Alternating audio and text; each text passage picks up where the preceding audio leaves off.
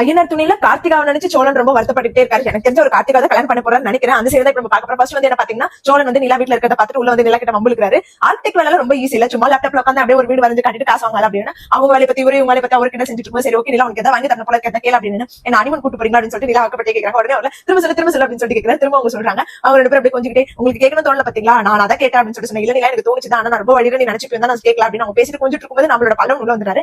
Ice cream வாங்கிட்டு சிவபுரிச்சில கரடி நுழைஞ்ச மாதிரி அவர் உள்ள வந்துறாரு. உடனே சோழன் வந்து அதை ஏதாவது சொல்லி அவர் வெளியே அனுப்ப பாக்குறாரு. ஆனாலும் வந்துட்டு நிலா அவங்க திட்டாங்க, எதுக்கு வெளியில அனுப்பி பண்ணிட்டு இருக்கீங்க, அமைதியா இருங்க அப்படின்னு சொல்லிட்டு சொல்றாங்க. அதை புரிஞ்சுக்கிற பல்லவன் சரி ஓகே நான் போறேன் அப்படின்னு சொல்லிட்டு அங்க கிளம்புறாரு. அதோட வந்து பாத்தீங்கன்னா கார்த்திகா வந்து நம்ம சேரன் பார்த்து பேசுறாரு. அது வந்து நிலா கிட்ட சொல்லி ரொம்ப ஃபீல் பண்றாரு. இது போல நான் கார்த்திகா பார்த்தேன் அப்படின்னா இல்ல அவங்க திரும்ப மாட்டாங்க அப்படின்னு சொல்லி கேட்கறாங்க. இல்ல பாவம் மொத்தமா மாமனார் மாமியார் வீட்டுல இருந்து வந்துட்டா அப்படின்னு சொல்லிட்டு சொல்றாங்க. உடனே இல்ல நிலா என்ன சொல்றீங்க அப்படின்னு சொல்லிட்டு கேட்கறாங்க. ஆமாப்பா இது போல ஆயிடுச்சு, அவங்க பெரிய பிரச்சனை ஆயிடுச்சா அப்படின்னு சொல்லிட்டு அவங்க கார்த்திகா சொன்னது எல்லாத்தையுமே சொல்றாரு. இது போல டைவர்ஸ் ஆயிடுச்சு, டைவர்ஸ் கேட்கறாங்க, அவங்க ஒழுங்கா பாத்துக்கலாம், மாமனார் மாமியார் கொடுமைப்படுத்துறாங்க எல்லாத்தையும் சொல்லிட்டு ரொம்ப ஃபீல் பண்றாரு. அதை வந்து பல்லவன் ஒரு மாதிரி நோட் பண்ணிட்டே இருக்க. உடனே அண்ணன் நீ சந்தா லவ் பண்றேன் எப்படிலாம் நீ வெக்ஸ பத்தி பேசுற ரொம்ப தப்பு அப்படின்னு சொல்லிட்டு சொன்னேன். ஏன் அவன் கூட இருந்து சின்ன வயசுல வளர்ந்த பொண்ணுடா, நீங்க ஒன்னதான வளர்ந்தீங்க, அத்தை பொண்ணு எனக்கு கஷ்டப்படுறது எனக்கு ஒரு மாதிரி இருக்கு, அதனால நான் சொல்றேன் நீ எக்ஸ் வாங்கி கிண்டல் பண்றீங்க, பார்ப்பா எப்படி கிண்டல் பண்ற அப்படின்னு சொல்லிட்டு நிலா கிட்ட சொல்றாரு. உடனே நிலாவும் திட்டாங்க, அமைதியா இருப்பா, அமைதியா இட எனக்கே கஷ்டமா இருக்கு, அண்ணனுக்கு கஷ்டமா இருக்காது, நீ எதுக்கு இப்படி தேவையில்லாத பேசிட்டு இருக்க, அமைதியா அப்படி அப்படின்னு சொல்லிட்டு நிலா திட்டாங்க. அவர் ரொம்ப ஃபீல் பண்ணிட்டே இருக்கும். சந்தா கிட்ட போன் வந்து உடனே நிலா சொல்றாங்க அண்ணன் சந்தை கிட்ட சொல்லாதீங்க அப்படின்னா ஏன் அப்படின்னு. இல்லன்னா ஒரு சில பொண்ணுங்களா தப்பா நினைக்க தோணும், நீங்க சந்தை கிட்ட சொல்லாதீங்க அப்படின்னு சொல்றாங்க. சரி ஓகே அப்படின்னு சொல்லிட்டு அவர் வெளியில வந்தாரு. திரும்ப சந்தா போன் பண்றாங்க. ஆனா அவருக்கு மனசு கேட்கல, ரொம்ப மனசு கஷ்டமா இருக்கிறத பார்த்து சந்தால என்ன ஆச்சு அப்படின்னு சொல்லிட்டு கேட்கறாங்க. சந்தா கிட்ட எல்லாத்தையுமே சொல்றாரு. அவர் சந்தாக்கு ஒரு மாதிரி ஆகுது.